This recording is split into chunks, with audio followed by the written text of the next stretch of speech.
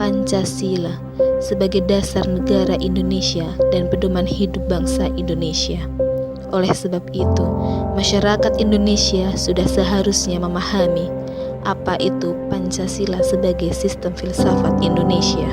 Adanya penyerangan gereja yang terjadi di Gamping beberapa waktu lalu menyatakan bahwa serangan tersebut adalah bagian dari intoleransi, kekerasan, dan pemaksaan. Hal ini menandakan bahwa sudah tidak adanya lagi relawan warga Indonesia dengan nilai Pancasila yang menunjukkan bahwa adanya pendangkalan sebuah iman. Sudahkah kita memiliki sikap peduli sebagai masyarakat yang beradab dan memiliki rasa kemanusiaan, sehingga kasus bullying, kekerasan, pemerkosaan, dan pembunuhan tidak lagi menjadi hal umum di negara Indonesia? Semakin hari, semakin banyak masyarakat yang tidak menyaring informasi yang belum tentu benar adanya, atau merasa paling benar dan memiliki seluruh elemen hak asasi manusia dengan menjadi masyarakat yang tidak bijaksana dalam bernegara. Lantas, bagaimana bisa masyarakat Indonesia mendapati pelayanan pembuatan kartu penduduk yang sangat lama dan tidak sesuai dengan prosedur, bebarengan dengan negara mengalami kerugian, sedangkan sangat jelas dilihat oleh mata seluruh warga Indonesia, di mana keadilan yang belum menyeluruh bagi rakyat kecil yang sekedar memiliki pekerjaan untuk mendapatkan sesuap nasi bagi keluarganya. Banyak masyarakat yang sudah tidak risau lagi akan kesenjangan sosial yang berada di antara mereka. Tidaklah kita berpikir bagaimana negara Indonesia bisa makmur dan sejahtera. Benarkah Indonesia adalah negara yang berlandaskan ketuhanan, sedangkan kita masih belum bisa memiliki toleransi atas agama lain? Benarkah Indonesia adalah negara hukum, sedangkan hukum Indonesia masih sangat mudah dibeli dengan uang? Benarkah jika Indonesia adalah negara Bhinneka Tunggal Ika, sedangkan keberagaman dan perbedaan masih menjadi faktor utama perselisihan di Indonesia? Benarkah Indonesia sudah merdeka, sedangkan kesenjangan sosial masih saja ada? Benarkah kita ingin Indonesia merdeka, atau hanya harapan, hanya sebuah mimpi, atau hanya sebuah tatanan huruf yang tertulis di selembar kertas dan diumumkan pada seluruh warga Indonesia oleh Soekarno? Maka, layaknya warga Indonesia yang sudah berinjak dan melangsungkan hidup di Indonesia, seharusnya kita memperhatikan makna filsafat Pancasila sebagai pandangan hidup bangsa Indonesia, sebagaimana yang ditunjukkan dalam ketetapan MPR nomor 2 tahun 1917. Maka, Pancasila adalah jiwa seluruh rakyat Indonesia, pandangan hidup bangsa Indonesia, dan dasar negara bangsa Indonesia. Pada akhirnya, pandangan hidup suatu bangsa adalah kristalisasi dari nilai-nilai yang dimiliki bangsa, yang diyakini kebenarannya, dan menimbulkan tekad pada bangsa untuk mewujudkan negara yang sejahtera.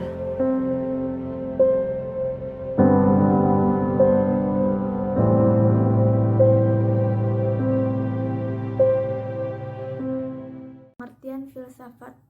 Secara etimologis, kata filsafat berasal dari bahasa Yunani philen yang berarti cinta, sophos yang berarti kebijaksanaan. Jadi, filsafat mengandung arti cinta akan kebijaksanaan atau mencintai hal-hal yang sifatnya kebijaksanaan. Lingkup pengertian filsafat. 1. Objek material filsafat, yaitu objek pembahasan filsafat yang meliputi segala sesuatu yang baik bersifat material konkret seperti manusia, alam, benda, binatang, dan lain sebagainya, maupun yang bersifat abstrak, misalnya nilai-nilai ideologi, moral, pandangan hidup, dan lain sebagainya. 2. Objek formal filsafat adalah cara memandang seorang peneliti terhadap objek material tersebut. Suatu objek material tertentu dapat ditinjau dari berbagai macam sudut pandang yang berbeda. Cabang-cabang filsafat dan alirannya. A. Metafisika yang berkaitan dengan persoalan tentang hakikat yang ada. B. Epistemologi yang berkaitan dengan persoalan hakikat pengetahuan. C. Metodologi yang berkaitan dengan hakikat metode ilmiah. D. Logika yang berkaitan dengan persoalan penyimpulan. E. Etika yang berkaitan dengan persoalan moralitas. F. Estetika yang berkaitan dengan persoalan keindahan. B. Rumusan kesatuan sila-sila Pancasila sebagai suatu sistem yang memiliki ciri-ciri sebagai berikut. 1. Suatu kesatuan bagian-bagian. 2. Bagian-bagian tersebut mempunyai fungsi sendiri-sendiri. 3. Saling berhubungan dan saling ketergantungan. 4. Keseluruhannya dimaksudkan untuk mencapai suatu tujuan tertentu. 5. Terjadi dalam suatu lingkungan yang kompleks. Kesatuan nilai-nilai Pancasila. 1. Susunan kesatuan sila-sila Pancasila yang bersifat organis.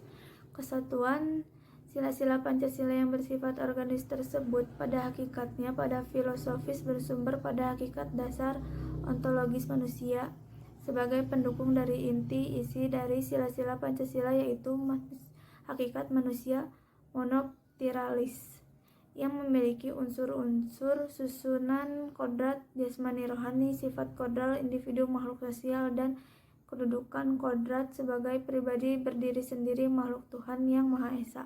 Susunan kesatuan sila-sila Pancasila yang bersifat hierarkis dan berbentuk piramidal. Sila pertama, ketuhanan yang Maha Esa adalah meliputi dan menjiwai sila-sila kemanusiaan yang adil dan beradab, persatuan Indonesia kerakyatan yang dipimpin oleh hikmat kebijaksanaan dalam permusyawaratan atau perwakilan, keadilan sosial bagi seluruh rakyat Indonesia. Sila kedua, kemanusiaan yang adil dan beradab adalah diliputi dan dijiwai sila ketuhanan yang Maha Esa adalah menjiwai sila-sila persatuan Indonesia kerakyatan yang dipimpin oleh hikmat kebijaksanaan dan permusyawaratan atau perwakilan, keadilan sosial bagi seluruh rakyat Indonesia.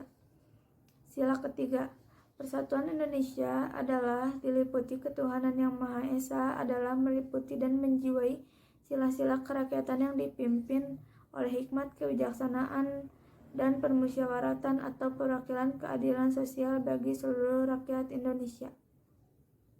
Sila keempat, kerakyatan yang dipimpin oleh hikmat kebijaksanaan dan permusyawaratan atau perwakilan adalah diliputi dan dijiwai oleh sila-sila ketuhanan yang Maha Esa, kemanusiaan yang adil dan beradab, persatuan Indonesia meliputi dan menjiwai sila keadilan sosial bagi seluruh rakyat Indonesia. Sila kelima, keadilan sosial bagi seluruh rakyat Indonesia adalah diliputi dan dijiwai oleh sila-sila ketuhanan yang Maha Esa, kemanusiaan yang adil dan beradab, persatuan Indonesia kerakyatan yang dipimpin oleh hikmat kebijaksanaan dan permusyawaratan perwakilan. 3. Hubungan sila-sila Pancasila yang saling mengisi dan saling mengkualifikasi. Sila pertama, ketuhanan yang Maha Esa adalah ketuhanan yang berkemanusiaan yang adil dan beradab, yang berpersatuan Indonesia yang berkerakyatan yang dipimpin oleh hikmat kebijaksanaan dalam permusyawaratan atau perwakilan, yang berkeadilan sosial bagi seluruh rakyat Indonesia. Sila kedua, kemanusiaan yang adil dan beradab adalah kemanusiaan yang berketuhanan yang Maha Esa yang berpersatuan Indonesia yang berkerakyatan yang dipimpin oleh hikmat kebijaksanaan dalam permusyawaratan atau perwakilan, yang berkeadilan sosial bagi seluruh rakyat Indonesia. Sila ketiga, persatuan Indonesia adalah persatuan yang berketuhanan yang Maha Esa, kemanusiaan yang adil dan beradab, yang berkerakyatan yang dipimpin oleh hikmat kebijaksanaan dalam permusyawaratan atau perwakilan, yang berkeadilan sosial bagi seluruh rakyat Indonesia. Sila keempat, kerakyatan yang dipimpin oleh hikmat kebijaksanaan dalam permusyawaratan atau perwakilan adalah kerakyatan yang berketuhanan yang Maha Esa, kemanusiaan yang adil dan beradab, yang berpersatuan Indonesia yang berkeadilan sosial bagi seluruh rakyat Indonesia. Sila kelima, keadilan sosial bagi seluruh rakyat Indonesia adalah keadilan yang berketuhanan yang Maha Esa, dua, kemanusiaan yang adil dan beradab, yang berkerakyatan yang dipimpin oleh hikmat kebijaksanaan dalam permusyawaratan. Ada materi tentang kesatuan sila-sila Pancasila sebagai suatu sistem filsafat. Nah, di sini kesatuan sistem filsafat memiliki dasar ontologis, dasar epistemologis, dan dasar sosiologis sendiri yang berbeda dengan sistem filsafat yang lainnya. Di sini akan dijelaskan tentang dasar-dasar tersebut. Nah, yang pertama, ada dasar antropologis, yaitu hakikat manusia, dalam sila-sila Pancasila. Nah, di sini manusia sebagai pendukung pokok sila-sila Pancasila secara ontologis memiliki hal-hal yang mutlak, yaitu terdiri atas susunan kodrat raga dan jiwa jasmani dan rohani. Sifat kodrat manusia adalah sebagai makhluk individu dan makhluk sosial serta kedudukan kodrat manusia sebagai makhluk pribadi, berdiri sendiri, dan sebagai makhluk Tuhan yang Maha Esa. Oleh karena itu, kedudukan kodrat manusia sebagai makhluk pribadi, berdiri sendiri, dan sebagai makhluk Tuhan inilah secara hierarkis, sila pertama ketuhanan yang Maha Esa mendasari dan menjiwai keempat sila-sila Pancasila yang lainnya. Notonagoro 1975-53. Sebagai suatu sistem filsafat, landasan sila-sila Pancasila itu dalam hal isinya menunjukkan suatu hakikat makna yang bertingkat. Notonegoro tanpa kaun. Terus, yang kedua, ada dasar epistemologis atau tentang pengetahuan dalam sila-sila Pancasila. Dasar epistemologis Pancasila pada hakikatnya tidak dapat dipisahkan dengan dasar ontologisnya. Pancasila sebagai suatu ideologi bersumber pada nilai-nilai dasarnya, yaitu filsafat Pancasila. Suryanto 1991-50. Nah, implikasi terhadap bangunan epistemologi yaitu bangunan epistemologi yang ditempatkan dalam bangunan filsafat manusia. Dalam Pranarka 1996-32. Di sini terdapat 3 persoalan yang mendasar dalam epistemologi, yaitu tentang sumber pengetahuan manusia. Kedua, tentang teori kebenaran pengetahuan manusia. Dan yang ketiga, tentang watak pengetahuan manusia. Dalam Titus 1984 ayat 20. Nah, selanjutnya yang ketiga adalah dasar aksiologis atau termasuk ke dalam nilai sila-sila Pancasila. Di sini, Max Keller mengemukakan bahwa nilai-nilai itu kenyataannya adalah yang lebih tinggi dan ada yang lebih rendah, dan dapat digolongkan menjadi 4 tingkatan, yaitu yang pertama, nilai-nilai kenikmatan. Di sini, nilai-nilai ini berkaitan dengan indera manusia, sesuatu mengenakan dan tidak mengenakan dalam kaitannya dengan indera manusia, atau Diewerted des Enjoyment yang menyebabkan manusia senang atau menderita atau tidak enak. Terus, yang kedua ada nilai-nilai kehidupan, yaitu dalam tingkatan ini terdapat nilai-nilai yang penting bagi kehidupan manusia. Misalnya, kesegaran jasmani, kesehatan, serta kesejahteraan umum. Yang ketiga, ada nilai-nilai kejiwaan. Dalam tingkatan ini terdapat nilai-nilai kejiwaan atau geistlich Wert yang sama sekali tidak tergantung dari keadaan jasmani ataupun lingkungan nilai-nilai semacam ini. Antara lain, nilai keindahan, kebenaran, dan pengetahuan murni yang dicapai dalam filsafat. Terakhir, nilai-nilai kerohanian, yaitu dalam tingkatan ini terdapatlah modalitas nilai dari yang suci. Nilai-nilai semacam ini terutama terdiri dari nilai-nilai pribadi.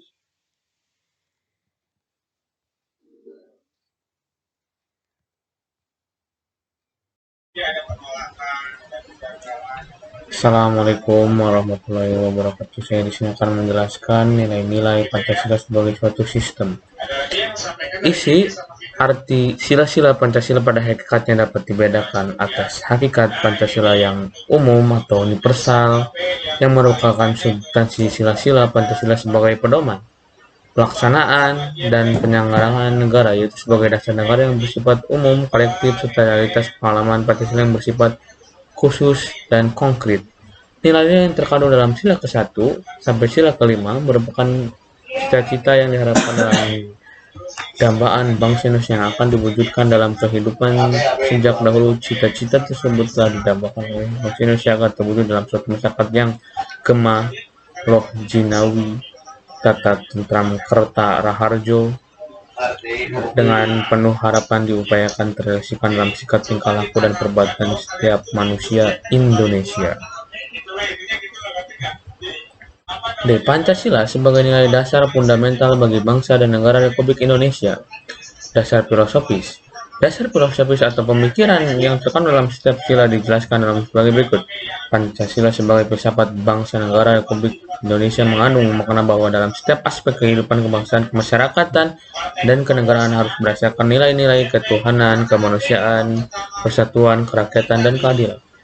Pemikiran atau filsafat kenegaraan bertolak dari suatu pandangan bahwa negara adalah merupakan suatu persekutuan hidup manusia atau organisasi kemasyarakatan yang merupakan masyarakat hukum atau legal society.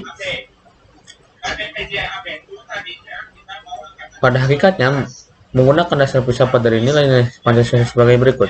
Pancasila itu hakikatnya yang terdalam yaitu universal dan abstrak. Yang kedua, nilai-nilai Pancasila pasti akan ada pada bangsa Indonesia, mungkin juga pada bangsa lain.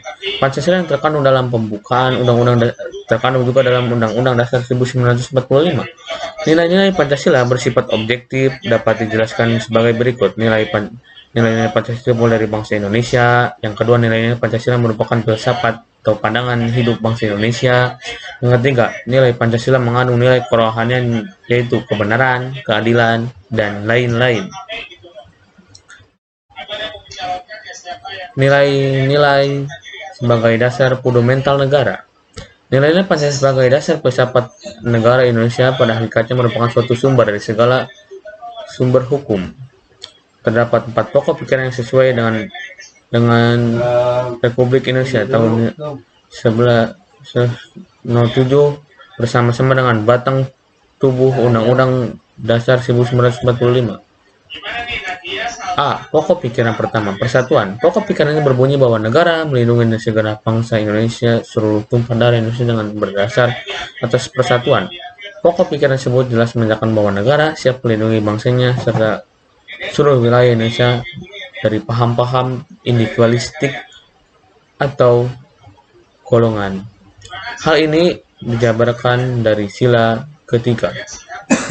Pokok pikiran kedua, keadilan sosial. Pokok pikiran kedua berbunyi negara ingin mewujudkan keadilan sosial bagi seluruh rakyat Indonesia. Hal ini merupakan pancaran sila kelima.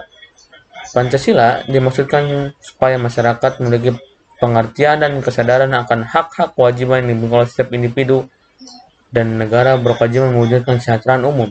Pokok pikiran pembukaan Undang-Undang Dasar 1945 ini dibuat dengan berpedoman kepada Pasal 27 hingga 34 pada Undang-Undang Dasar 1945. C. Pokok pikiran ketiga, kedaulatan rakyat. Pokok pikiran ketiga merupakan pancaran dari sila keempat. Pancasila berfokus pada kedaulatan rakyat. Sebagai negara yang menerapkan sistem demokratis dan musyawarat atau mufakat, maka diharapkan kedaulatan rakyat dan pemusyawaratan perwakilan dapat berjalan di Indonesia dengan lancar dan sesuai dengan kaidah-kaidah kedaulatan rakyat dipegang oleh rakyat dan dilaksanakan menurut undang-undang. Pokok pikiran ini diciptakan atas dasar pasal 1 ayat 2-3 dan pasal 27 pada Undang-Undang Dasar 1945. D. Pokok pikiran keempat, ketuhanan. Pokok pikiran yang keempat merupakan pancaran dari sila pertama sekaligus kedua dari Pancasila. Pokok pikiran ini berbunyi bahwa negara berdasarkan atas ketuhanan yang Maha Esa, menurut dasar kemanusiaan yang adil dan beradab. Secara tersirat, pokok pikiran ini menegaskan kepada pemerintah dan perangkat hukum lainnya untuk menetapkan budi pekerti kemanusiaan yang baik, ketakwaan kepada Tuhan dan negara Indonesia menjunjung tinggi keberadaan semua agama. 45. A. Pokok pikiran pertama, persatuan. Pokok pikiran ini berbunyi bahwa negara melindungi segenap bangsa Indonesia, seluruh tumpah darah Indonesia dengan berdasar atas persatuan. Pokok pikiran tersebut jelas menyatakan bahwa negara siap melindungi bangsanya serta seluruh wilayah Indonesia dari paham-paham individualistik atau golongan. Hal ini dijabarkan dari sila ketiga. Pokok pikiran kedua, Keadilan sosial. Pokok pikiran kedua berbunyi negara ingin mewujudkan keadilan sosial bagi seluruh rakyat Indonesia. Hal ini merupakan pancaran sila kelima. Pancasila dimaksudkan supaya masyarakat memiliki pengertian dan kesadaran akan hak-hak kewajiban yang dimiliki oleh setiap individu dan negara berkewajiban mewujudkan kesejahteraan umum. Pokok pikiran pembukaan Undang-Undang Dasar 1945 ini dibuat dengan berpedoman kepada pasal 27 hingga 34 pada Undang-Undang Dasar 1945. C. Pokok pikiran ketiga, kedaulatan rakyat. Pokok pikiran ketiga merupakan pancaran dari sila keempat. Pancasila berfokus pada kedaulatan rakyat. Sebagai negara yang menerapkan sistem demokratis dan musyawarat atau mufakat, maka diharapkan kedaulatan rakyat dan pemusyawaratan perwakilan dapat berjalan di Indonesia dengan lancar dan sesuai dengan kaidah-kaidah kedaulatan rakyat dipegang oleh rakyat dan dilaksanakan menurut undang-undang. Pokok pikiran ini diciptakan atas dasar pasal 1 ayat 2-3 dan pasal 27 pada Undang-Undang Dasar 1945. D. Pokok pikiran keempat, ketuhanan. Pokok pikiran yang keempat merupakan pancaran dari sila pertama sekaligus kedua Pancasila dari Pancasila. Pokok pikiran ini berbunyi bahwa negara berdasarkan atas ketuhanan yang Maha Esa, menurut dasar kemanusiaan yang adil dan beradab. Secara tersirat, pokok pikiran ini menegaskan kepada pemerintah dan perangkat hukum lainnya untuk menetapkan budi pekerti kemanusiaan yang baik, ketakwaan kepada Tuhan, dan negara Indonesia menjunjung tinggi keberadaan semua agama. Yang kelima yaitu inti isi sila-sila Pancasila. Yang pertama, sila pertama, ketuhanan yang Maha Esa. Pancasila merupakan suatu sistem nilai yang pada hakikatnya Pancasila merupakan suatu kesatuan. Dalam sila ketuhanan yang Maha Esa terkandung nilai bahwa negara yang didirikan adalah sebagai bentuk tujuan manusia selaku makhluk Tuhan yang Maha Esa. Segala bentuk apapun harus dijiwai dengan nilai ketuhanan yang Maha Esa. Contoh perilaku dalam penerapannya yaitu yang pertama, menjalankan agama dengan tetap memperhatikan kondisi sekitar. Yang kedua, menjaga toleransi atau saling menghormati antara umat beragama. Yang ketiga, tidak memaksakan kehendak untuk menganut satu agama tertentu. Yang keempat, menghormati setiap agama atau kepercayaan. Yang kedua, ada kemanusiaan yang adil dan beradab. Dalam sila ini terkandung bahwa negara harus menjunjung tinggi harkat martabat manusia sebagai makhluk yang beradab. Contoh penerapan dalam kehidupan sehari-hari yaitu yang pertama, menghargai perbedaan di tengah masyarakat yang terdiri dari banyak suku, agama, ras, dan adat istiadat. Yang kedua, dengan menghargai perbedaan, kita wajib untuk saling mencintai satu sama lain. Yang ketiga, selalu menjaga adab atau kesopanan. Yang keempat, tidak melakukan diskriminasi. Yang kelima, berani untuk menyampaikan kebenaran dan menegur orang lain. Yang keenam, menjaga keseimbangan dalam pelaksanaan hak dan kewajiban. Yang ketujuh, berpartisipasi di dalam kegiatan sosial. Selanjutnya yang ketiga yaitu Persatuan Indonesia. Nilai yang terkandung di dalam sila ini yaitu tidak dapat dipisahkan dengan sila-sila lainnya, karena seluruh sila merupakan suatu kesatuan yang bersifat sistematis. Contoh perilaku dalam kehidupan sehari-hari yaitu mengesampingkan opini pribadi dan mengutamakan segala kepentingan negara. Yang kedua, mengesampingkan segala perbedaan. Yang ketiga, mencintai dan mengonsumsi produk dalam negeri. Yang keempat, berusaha untuk menghasilkan prestasi yang dapat membanggakan bangsa. Dan yang kelima, kerakyatan yang dipimpin oleh hikmah kebijaksanaan dalam permusyawaratan perwakilan. Sila yang keempat yaitu kerakyatan yang dipimpin oleh hikmah kebijaksanaan dalam permusyawaratan perwakilan. Dalam sila ini terkandung nilai menjiwai 4 sila lainnya yang terkandung bahwa hakikat negara adalah sebagai penjelmaan sifat atau kodrat manusia sebagai makhluk individu atau sosial. Contoh penerapan dalam kehidupan sehari-hari adalah yang pertama, menjamin dan menjunjung tinggi harkat dan martabat manusia. Yang kedua, menjamin dan memperkokoh persatuan dalam kesatuan. Yang ketiga, mengikuti atas perbedaan individu, suku, agama, karena perbedaan adalah bawaan kodrat manusia. Yang keempat, mengakui adanya persamaan hak yang melekat pada setiap individu. Yang terakhir yaitu sila keadilan sosial bagi seluruh rakyat Indonesia.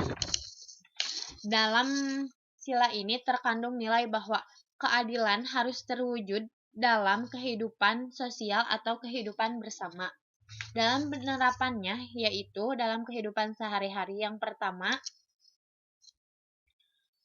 yaitu selalu bersikap adil terhadap semua manusia. Nah, dalam sila ini terbagi menjadi 3, yaitu keadilan distributif.